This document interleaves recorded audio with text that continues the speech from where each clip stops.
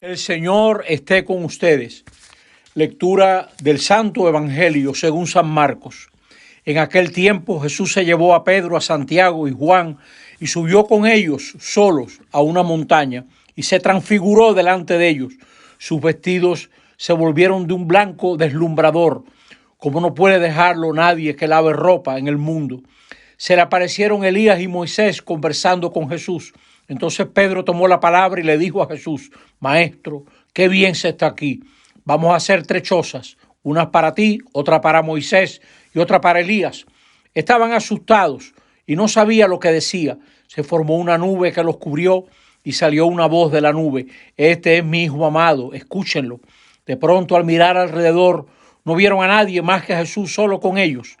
Cuando bajaban de la montaña, Jesús les mandó: No cuenten a nadie lo que han visto hasta que el Hijo del Hombre resucite de entre los muertos. Esto se les quedó grabado y discutían qué querría decir aquello de resucitar de entre los muertos. Palabra del Señor. En este segundo domingo del tiempo de Cuaresma tenemos una primera lectura que ojalá lean con atención. En ella vemos cómo dice Génesis que Dios le pide a Abraham que sacrifique a su hijo Isaac.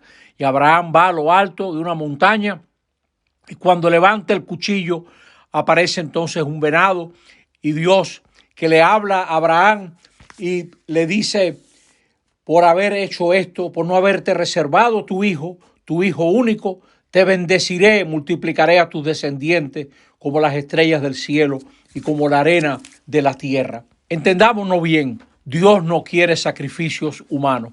Ese relato antiquísimo del libro del Génesis refleja una comprensión que gracias a Dios ya no es la nuestra.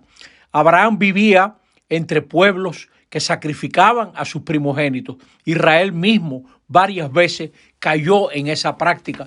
Tenían una idea de Dios equivocada, de un Dios terrible, sanguinario, celoso, que exigía la sangre de los primeros hijos para que luego pudieran vivir los otros. Esa era la idea que tenían los pueblos vecinos sobre Dios.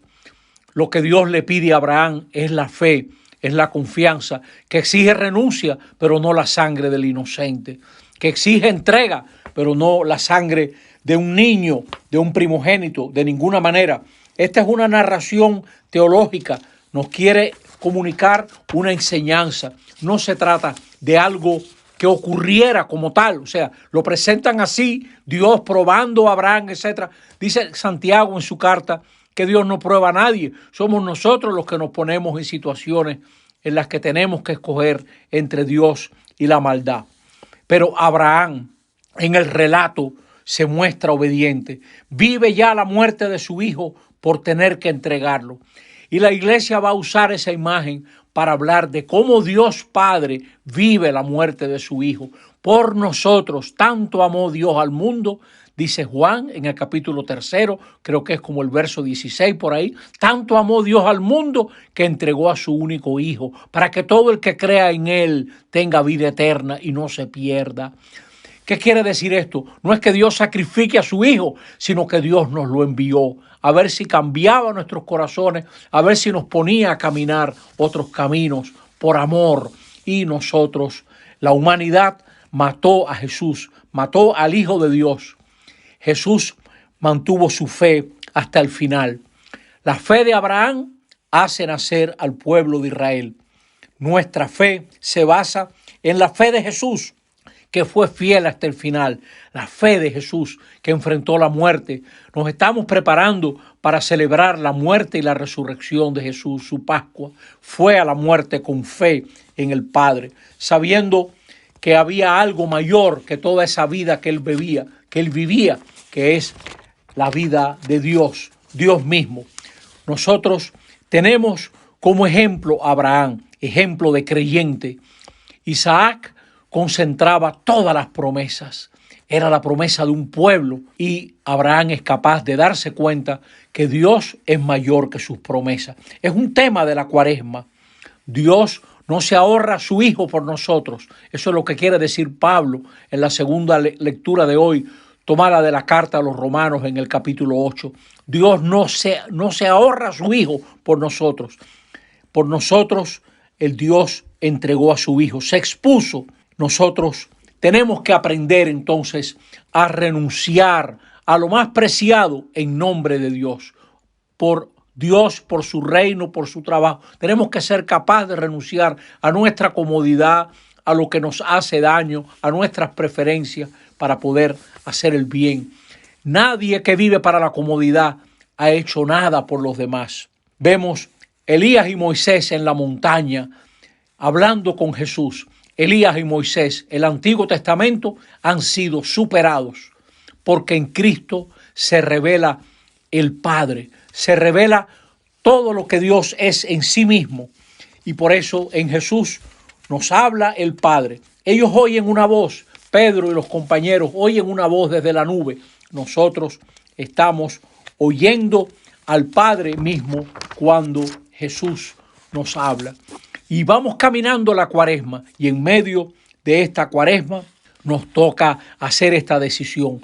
Así como Dios no se guardó a su Hijo divino y lo entregó hasta sus últimas consecuencias, así como Dios por mí no se reserva nada, ni siquiera a su Hijo, ¿qué me puedo reservar yo?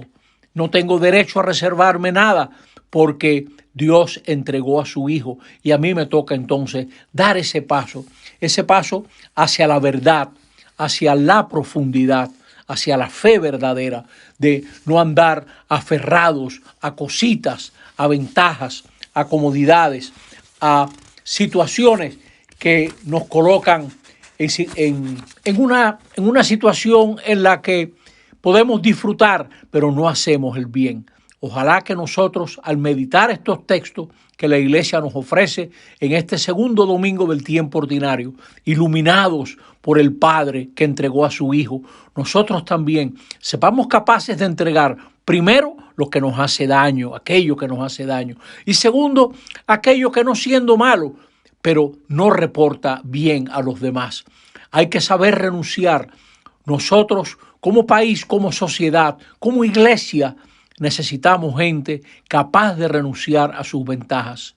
Las parroquias se apoyan en laicas y laicos que han sabido poner los intereses de la comunidad por encima de sus intereses. Las familias se apoyan en esos matrimonios que saben darle el tiempo a sus hijos, que saben buscar el bien de sus hijos, sacrificando otras cosas secundarias, ropa, viajes, lujos, buscando primero. Y la sociedad empezará a caminar caminos nuevos cuando haya mujeres y hombres de talento que sean capaces de poner por encima de todo el bien común y renunciar tal vez a ventajas y a provecho propio, buscando el bien de esta república que nos ha tocado servir, que nos ha tocado amar. Que nos ilumine el ejemplo del Padre y nos acompañe su gracia. Que así sea. Amén.